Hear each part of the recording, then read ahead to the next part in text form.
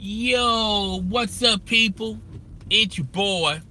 I'm Chris Don One, and I am back with another video. Yes, this is a live stream, and if you watch this live stream early this morning, the video may appear a little grimy, but you're gonna have to wait a few minutes until the video is fully downloaded. All right, but with further ado, let's get into today's topic. The Cleveland Cavaliers won against the Indiana Pacers, right? Normally, the Cleveland Cavaliers would struggle, particularly when they were not changing the lineup, trying to force things such as make Jay Crowder a starter, allowing Isaiah Thomas to get back into the flow of things and letting Isaiah Thomas do his own thing, which is holding the ball a lot. All right. And Ty Lue said a couple of games ago that he is going to tinker with the starting lineup. Right. And it comes to find out that they're going to allow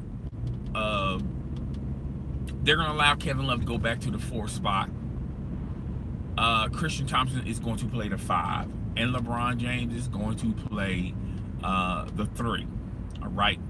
J.R. Smith, as of right now, is still a 2, and IT is still going to be the 1. And I have told you guys in numerous videos, the other half of changing things as far as the starting lineup goes is going to happen a little bit later, and as far as the 2 and the 1 spot. And the reason why they haven't changed those 2 positions is one of 2 things.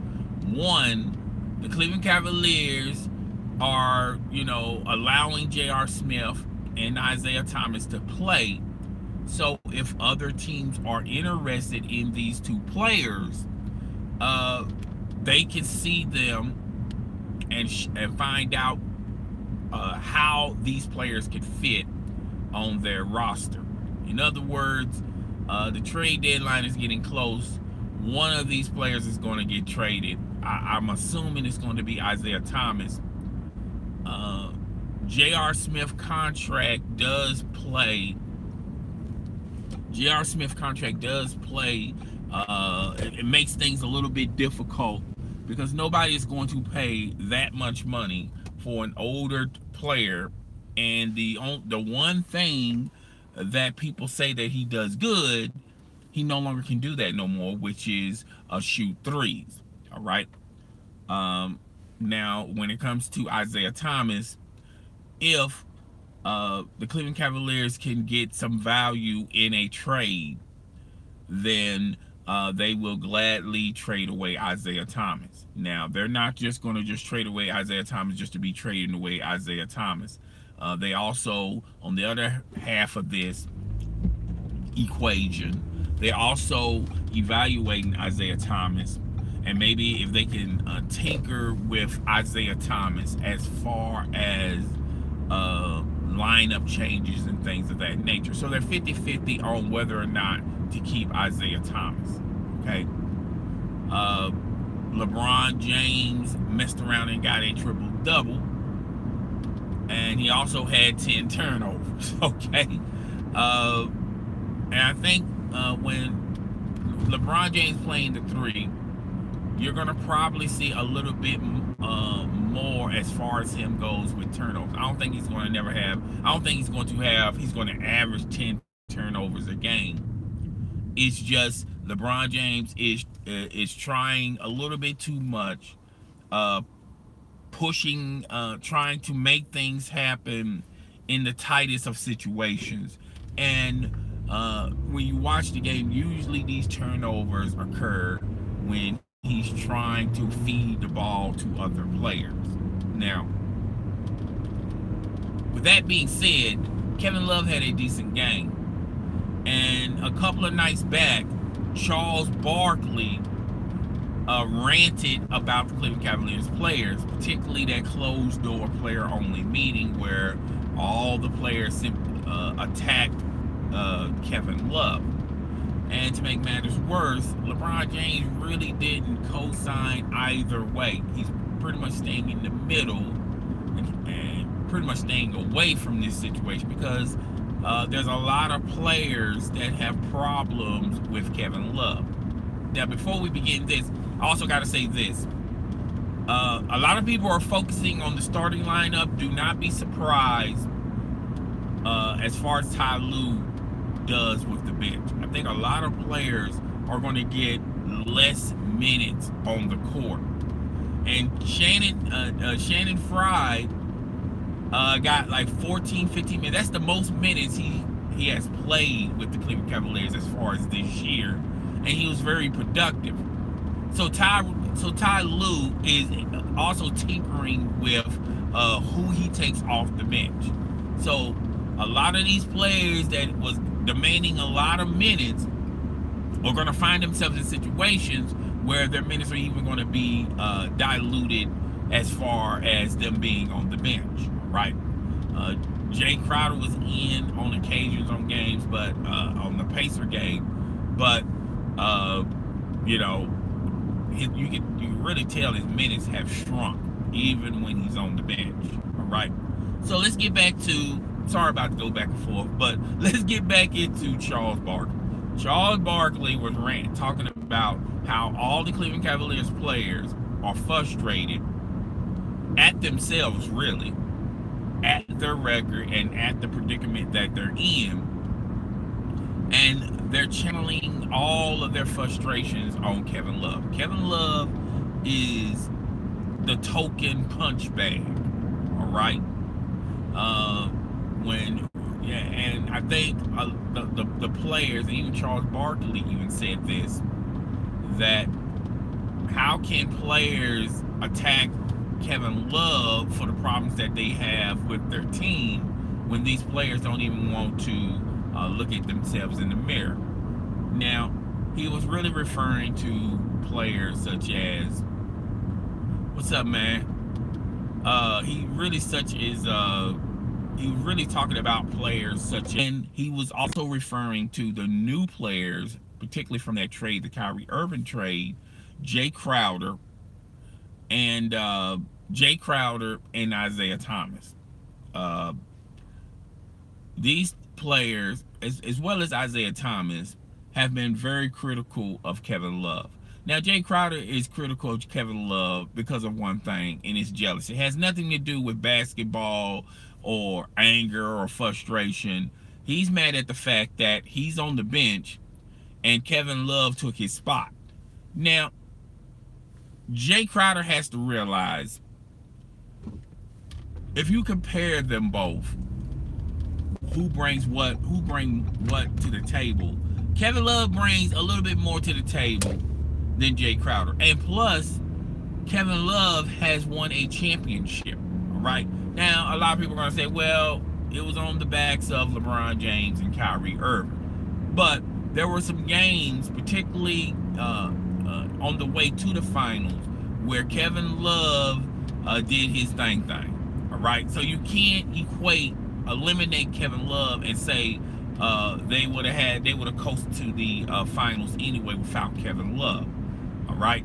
So remember when LeBron James and Dwayne Wade were members of the Miami Heat, and Dwayne Wade had some very impressive games to the road to the finals. Nobody wasn't, and it was obvious that LeBron James, once they got to the finals, LeBron James, won that finals, and he also got the MVP. No one wasn't critical of Dwayne Wade because of his efforts, and if it wasn't for Dwayne Wade's production, the Miami Heat wouldn't be in the position to win that finals. So we credit it when Dwayne Wade did it, so we have to do the same thing for Kevin Love, all right? I know there's a lot of Kevin Love haters out there that don't like Kevin Love for some reason. Now,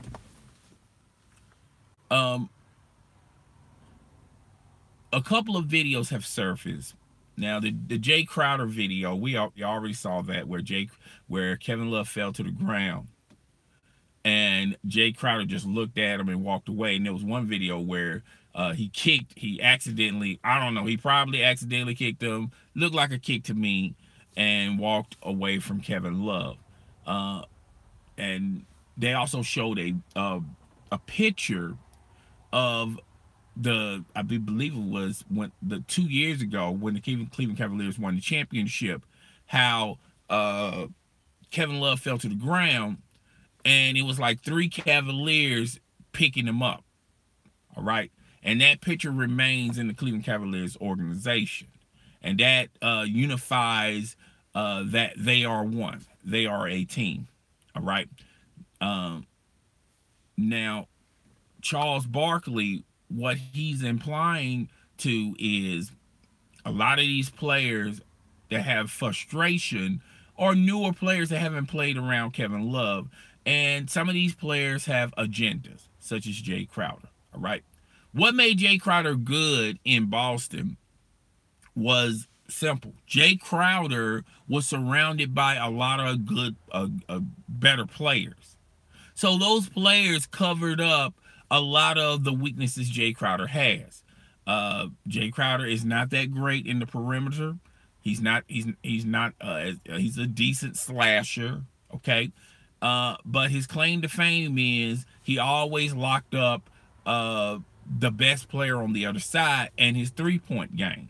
All right. And the reason why his three-point game was good with the Boston Celtics, because of the other players. You just couldn't just man up everyone 1v1. There was some situations and some occasions where Jay Crowder would have an uncontested three-point shot. All right. Or a shot that he knows that there's no challenge to the other player. All right. So that's why his three-point percentage was great with the Boston Celtics, and why his three-point percentage is not that good with the Cleveland Cavaliers. All right.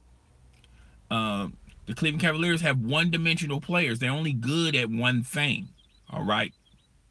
And when they're not good at that one thing, it's a wrap. I mean, it's easy to defend the Cleveland Cavaliers because those players do not have other aspects in their game that they can utilize. Okay. So the video about Jay Crowder, that video really didn't look good for Jay Crowder.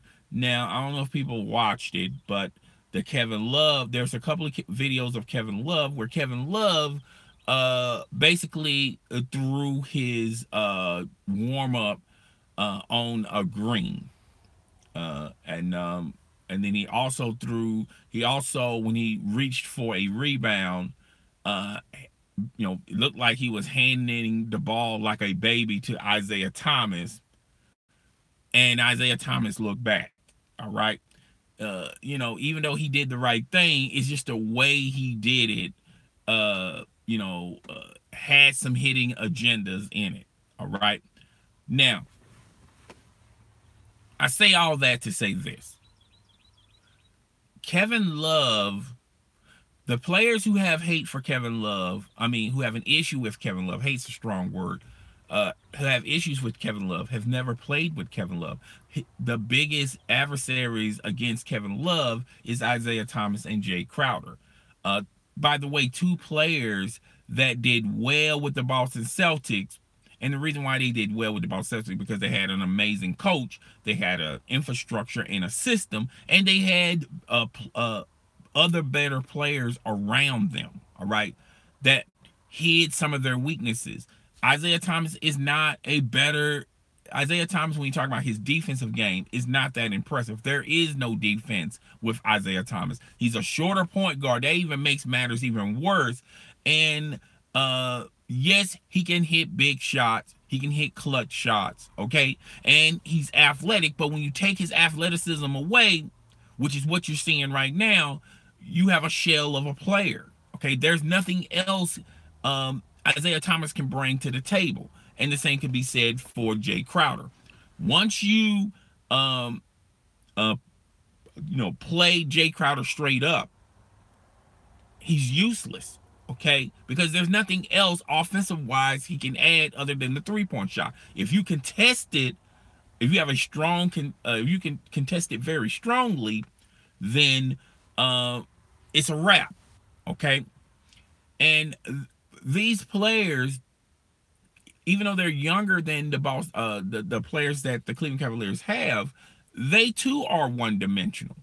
Jay Crowder, even though he has a 3-point game, his talent is defending the best player, and the best player is flying by him.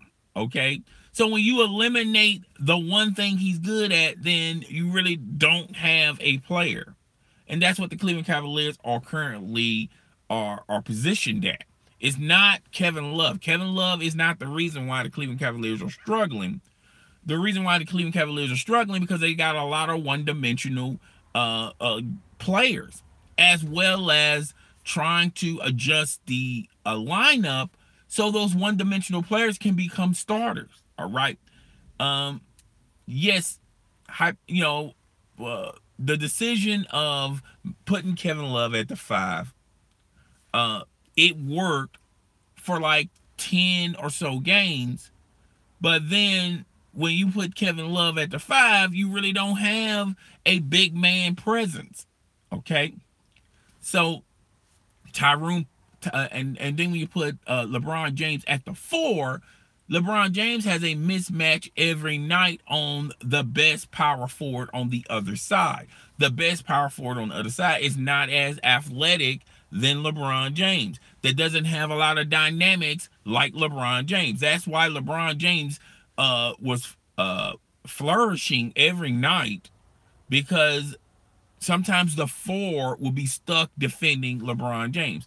Now, putting LeBron James back at his natural spot, the 3, and Kevin Love is his natural spot at the 5, Kevin Love's stats will improve from when he was on in the 5 spot. Excuse me, Kevin Love at the 4. Now his stats will improve. Okay, LeBron James is going to probably add more turnovers because he's trying to push. He's trying to push the ball in situations where there's a chance where it's going to be a turnover, trying to feed the other players, which is nothing wrong with that. But you're going to also see LeBron James stats when you're talking about points go down a little bit. All right. So that's what's currently going on with the Cleveland Cavaliers. Like I said earlier in this live stream, it's going to be other changes along the way. When you're talking about, there's still more changes in the starting lineup, and there's going to be changes as far as bench. Okay, and a lot of people on the bench are probably minutes are going to even be shrunk as well. They're going to utilize Channing Frye a little bit more. And like I said in previous videos, the Cleveland Cavaliers style is also going to change. They're not going to be trying to run up and down the court, shooting threes. Okay, they're going to slow the game down. They're going to have a lot of big men there with size, length, and just slow it down and try to control the game that way. When the Cleveland Cavaliers were doing that a few years ago, that's what won the championship.